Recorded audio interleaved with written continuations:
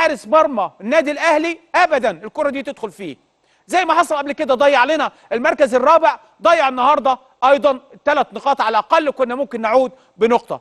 استاذ علاء عزت اولا مساء الخير. مساء الخير استاذ احمد، تحياتي لحضرتك وتحياتي لكل مشاهدينا الكرام.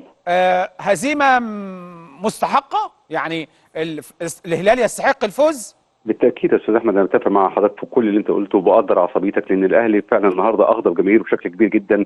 اغضبه حتى من الهزيمه قدام ريال مدريد والهزيمه من فلامينجو. احنا قلنا وقتها ان في فوارق كبيره جدا، لكن النهارده ما فيش اي مبرر. يعني كنا بنقول ان فوارق كبيره بينه وبين ريال مدريد، فالناس كانت زعلانه على ان الاهلي خسر بنتيجه كبيره وهو ما يستحقش كده. قدام فلامينجو حصلت اخطاء فادحه، الفريق خسر ميداليه كانت اسهل ميداليه برونزيه ممكن تجيله.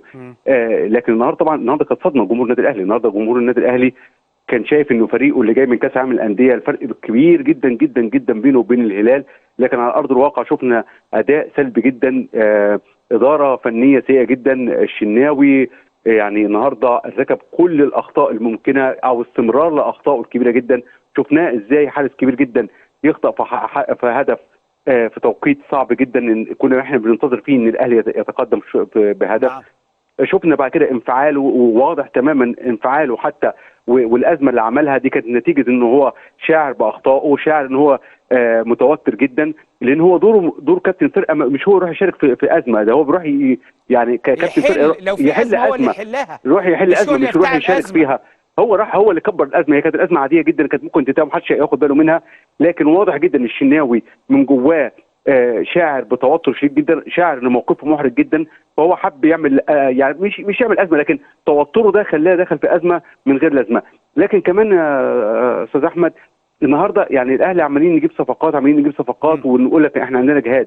تخيل يا استاذ احمد، النهارده وانا بالف الاوراق بتاعتي اكتشفت ان الاهلي النهارده لعب بنفس التشكيل اللي لعب بيه مباراه وفاق الصيف ايام موسيماني السنه اللي فاتت. يعني حضرتك تخيل احنا النهارده 11 لاعب دول منهم 10 ابتدى بيهم موسيماني مباراه وفاق الصيف من اللي كانوا بيلعبوا النهارده 10.